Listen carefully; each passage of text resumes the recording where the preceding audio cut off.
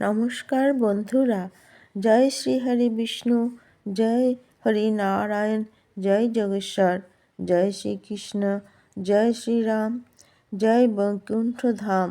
বন্ধুরা, আগের ভিডিওতে বৈকুণ্ঠ লোকের দূরত্ব সম্পর্কে বলা হয়েছে। এই ভিডিওতে বৈকুণ্ঠের বিস্তৃত তথ্য আপনাদের কাছে প্রস্তুত করেছি, যেটা আপনারা বৈকুণ্ঠ সম্পর্কে জানতে পারবেন। অনেকবার আমাদের মনে খেয়াল আসে যে মোক্ষ প্রাপ্ত করতে পারে বৈকুণ্ঠ লোক কেমন হবে, ওখানে কি শরীর নিয়ে যাওয়া যায়, অথবা ওখানে আমাদের আত্মা শুধু যেতে পারবে। আমাদের মনে এও প্রশ্ন জাগে যে বৈকুণ্ঠ লোকের কী উদ্দেশ্য আছে, আর মোক্ষ কী, এবং মোক্ষেরও কি আলাদা আলাদা প্রকার হয়। আর এই সবের প্রশ্নের জবাব আমাদের হরিবংশ পুরাণ, বিষ্ণু পুরাণ, ভাগবত পুরাণ এবং ব্রহ্মবৈবর্ত পুরাণ থেকে প্রাপ্ত হয়। আর আজকের এই প্রতিবেদনে আমরা এই সব পুরাণ থেকে বৈকুণ্ঠের তথ্য সব প্রাপ্ত করব।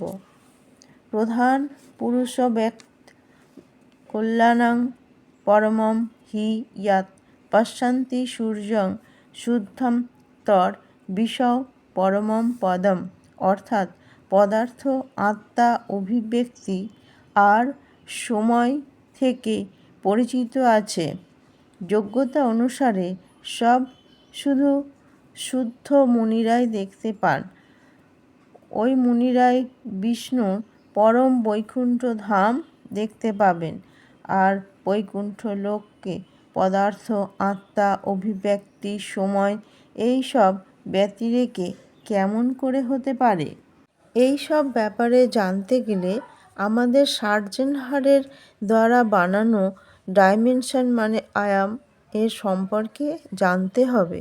আপনারা 2D ও 3D কার্টুন ফিল্মের ব্যাপারে তো শুনেছেন। আমাদের ভৌতিক জগৎও এই 3D 3 আয়াম মানে থার্ড ডাইমেনশন ব্যাপ্ত আছে। আর চতুর্থ আয়াম মানে সময়, আমরা 4 আয়ামের মধ্যে বদ্ধ আছি। 1 লম্বা আয়াম, 2 চওড়া আয়াম, 3 গভীরতা আয়াম, 4 সময় আয়াম।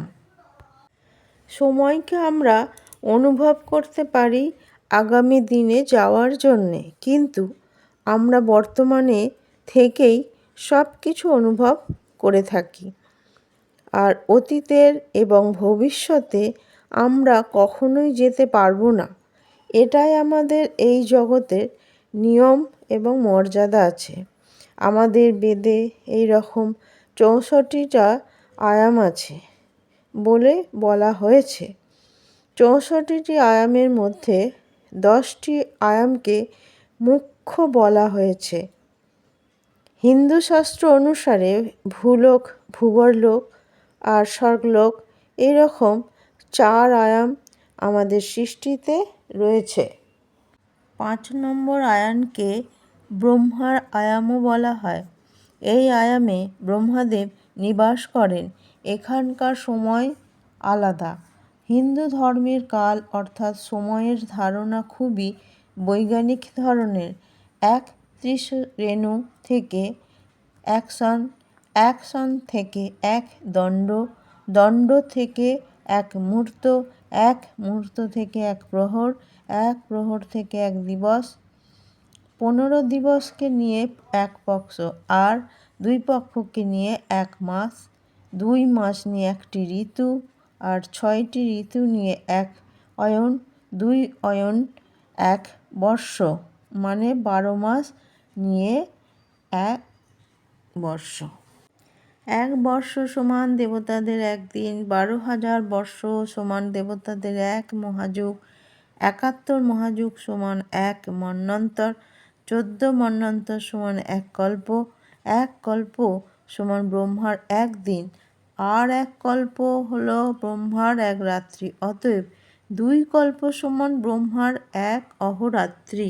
এই রকমই মহাবিষ্ণু আর মহাদেবের কল্পনা করা খুব মুশকিল হয়। এরপর 6 আয়ামে মহাবিষ্ণু নিবাস করেন। মহাবিষ্ণুর 3 ভাগ আছে। 1 কারণোদক সাই বিষ্ণু, 2 গর্ভোদক সাই বিষ্ণু, 3 ক্ষীরোদক সাই বিষ্ণু। 1 নম্বর কারণোদক সাই বিষ্ণু অর্থাৎ মহাবিষ্ণু তত্ত্বকাদিকে নির্মাণ করেন, যেটাতে এই 5 আয়ামের নির্মাণ হয়। একে মহর বলা হয়ে থাকে, যার উপরে সমস্ত ব্রহ্মাণ্ড আছে। 2 নম্বর গর্ভোদক সাই বিষ্ণু, যার থেকে ব্রহ্মার জন্ম হয়, যিনি প্রত্যেক ব্রহ্মাণ্ডে প্রবেশ করে ওখানে জীবন প্রদান করেন, তথা যার নাভি কমল থেকে ব্রহ্মা উৎপন্ন হয়েছেন। এরপর ক্ষীরোদক সাই বিষ্ণু 3 নম্বর, যিনি আমাদের প্রত্যেক তত্ত্ব আর পরমাণুতে ব্যাপ্ত রয়েছেন, যে পরমাত্মা রূপে প্রত্যেক জীবের হৃদয়ে তথা সৃষ্টির প্রত্যেক অণুতে উপস্থিত হয়ে সৃষ্টির পালন করেন। এরপর আসে 7ম আয়াম, যাকে ব্রহ্মজ্যোতি বলা হয়। এই আয়ামে সমাহিত আছে ব্রহ্মতত্ত্ব জ্ঞান। এতে সূর্যর জ্যোতি আছে। এই ব্রহ্মতত্ত্ব জ্ঞান মনুষ্য আর দেবতাদের শ্রেণীতে চলে যায়। এরপরে আসে 8ম আয়াম। এই আয়ামকে কৈলাস বলা হয়। এই আয়ামে ভগবান শিবের ভৌতিক রূপ শঙ্করের রূপে বিরাজমান আছেন। ওনার কাজ হলো এই 7 আয়ামের সন্তুলন বজায় রাখা। এই জন্যে সিদ্ধ যোগী ভগবান শিবের আরাধনা করে। সেই কারণে প্রত্যেক যোগী কৈলাসে যেতে চায়। এরপর আসে 9ম আয়াম, যেটাকে পুরাণে বৈকুণ্ঠ লোক বলা হয়।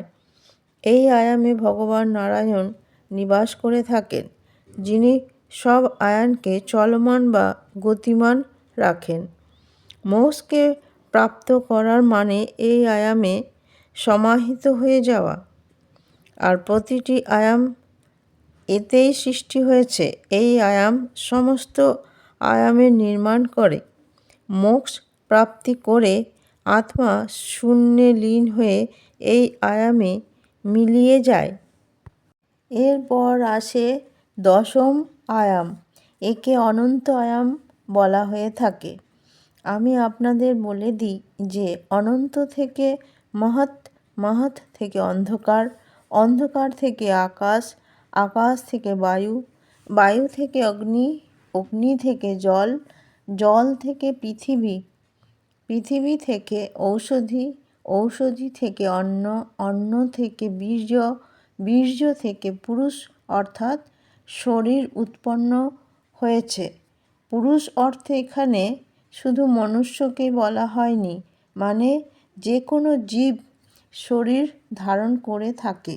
এখানে অনন্তই পরম সত্য, পরম ঈশ্বর অর্থাৎ পরমাত্মা ঈশ্বর ব্রহ্মা। সম্পূর্ণ জগতের উৎপত্তি এই ব্রহ্মা থেকেই হয়েছে। এই আয়ামের মালিক ভগবান শিব। ভগবান শিব সমস্ত 10ম আয়াতে অথবা 64টি আয়ামে যেতে পারেন। তাহলে আপনারা বুঝতে পারছেন এই 9ম আয়ামে আসতে হলে বৈকুণ্ঠে যাওয়ার জন্যে কতটা উচ্চ কোটি আধ্যাত্মিক উন্নতি প্রাপ্ত করতে হবে আর নিজের জীবনকে কতটা উচ্চ মানের ও উত্তম বানাতে হবে। তবেই আমাদের আত্মা বৈকুণ্ঠে পৌঁছাতে পারবে। আর যখন আমরা উত্তম জীবন ব্যতীত করার পরে বৈকুণ্ঠে যাওয়ার যোগ্যতা অর্জন করতে পারি, তখন মৃত্যুর পরে ভগবান বিষ্ণুর দূত এসে আমাদের আত্মাকে নিয়ে যাবে। বৈকুণ্ঠে যাওয়ার সময় রাস্তাতে বিরজা নামে এক নদী আসে। কিন্তু এখানে বিরজা নদী আসলে কি, তো আমি আপনাদের বলে দিই। এই নদী 9ম আয়ামের বাইরের আবরণ। আর এই আবরণকে পার করে আপনি 9ম আয়ামের প্রবেশ করতে পারবেন। বৈকুণ্ঠের বাইরে বয়ে যাওয়া নদীর আবরণ ভৌতিক আর আধ্যাত্মিক দুনিয়াকে বিভাজন করে। এই নদীতে ডুব দেওয়ার পর আত্মার খিদে, ব্যথা, ক্রোধ আর অন্য ভৌতিক ইচ্ছা থেকে মুক্ত হয়ে যাবে। আর তারপরে আত্মা এগিয়ে যায় এবং ভগবান বিষ্ণুর বৈকুণ্ঠে পৌঁছে যায়। তো বন্ধুরা, আপনাদের এই বৈকুণ্ঠ তথ্য কাহিনী নিশ্চয়ই ভালো লেগেছে। ভালো লাগলে লাইক করে দেবেন আর কমেন্টে লিখবেন জয় শ্রী হরি বিষ্ণু। আর চ্যানেলটিকে অতি অবশ্যই সাবস্ক্রাইব করে দেবেন। এরপর বৈকুণ্ঠের সম্পর্কে আরও তথ্য নিয়ে পরবর্তী ভিডিওতে নিয়ে আসব। জয় শ্রীকৃষ্ণ, রাধে রাধে। ভালো থাকবেন, সুস্থ থাকবেন। নমস্কার।